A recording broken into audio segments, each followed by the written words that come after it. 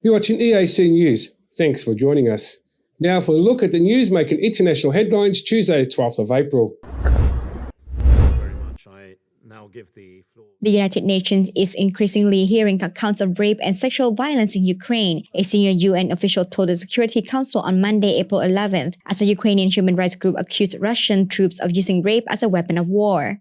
Katerina Cherepaka, president of La Strada, Ukraine, said her organization's emergency hotlines had received calls accusing Russian soldiers of 9 cases of rape involving 12 women and girls. Russia has repeatedly denied attacking civilians since its invasion of Ukraine began on February 24th. The United Nations said last week that UN human rights monitors were seeking to verify allegations of sexual violence by Russian forces, including gang rape and rapes in front of children, and claims Ukrainian forces and civil defense militia had also committed sexual violence. Ukraine's UN mission did not immediately respond to a request for comment on allegations against Ukrainian forces. Russia's deputy UN ambassador Dmitry Polyansky told the Security Council on Monday, accusing Ukraine and allies of a clear intention to present Russian soldiers as sadists and rapists. UN Women Executive Director Sima Bahous said that all allegations must be independently investigated to ensure justice and accountability. Ukraine's UN Ambassador Sergei Kislitsia told the Security Council that the Prosecutor General's Office of Ukraine was launching a special mechanism of documentation of cases of sexual violence by Russian soldiers against Ukrainian women. Meanwhile, Deputy Prime Minister Irina Vereshchuk seeks to secure the release of every single prisoner of war being held in Russia. Out of some 1,700 soldiers and civilians, she says are currently being held by Russia and pro-Russian separatists,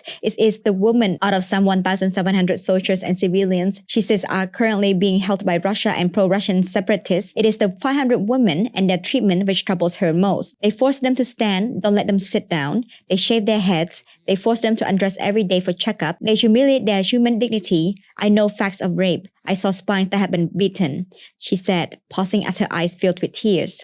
Moscow says it is providing Ukrainian prisoners of war with everything necessary and highly qualified medical care in accordance with international law. In turn, Russia accuses Ukraine of torturing its prisoners of war, an allegation rejected by Kyiv, which also says it upholds international agreements. Comfortable in her army fatigues, Vereshchuk says her top priority is to secure the release of not only Ukrainian soldiers, but also of hundreds of civilians, including priests, journalists, and activists, who she says are being held in cells alongside criminals. But this poses difficulties. Moscow will only exchange like for like, but Kyiv says it holds no Russian civilians. We are increasingly...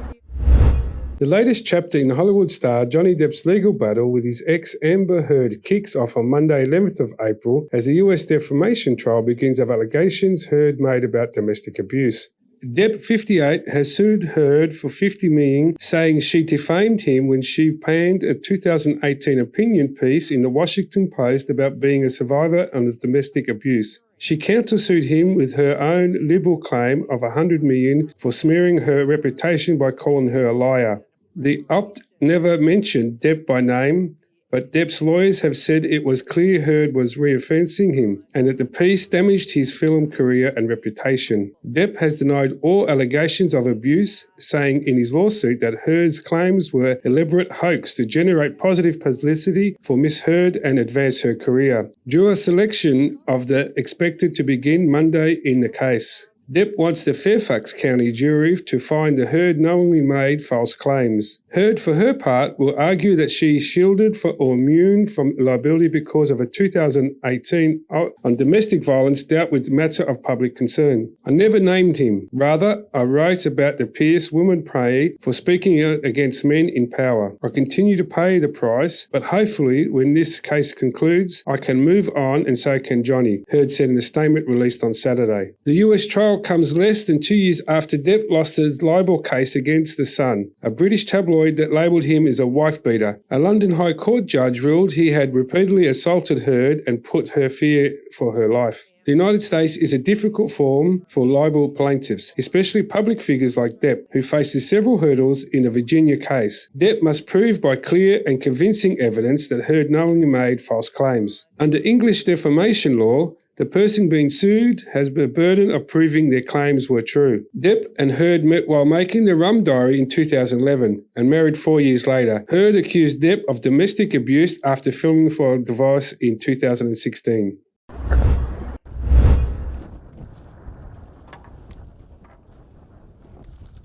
The more we disable IEDs, the more some of my pain goes away, said Asma Khalil, whose brother, an officer in the Iraq Army, was killed by a war remnant. Working with the Swiss Foundation for Mine Action (FSD) to clear minefield that each year caused death in Iraq have helped her start coping with the grief caused by her brother passing away, Khalil said. During the past year, about 52 people were killed by war remnants, a statement by Iraq Ministry of Environment read last month.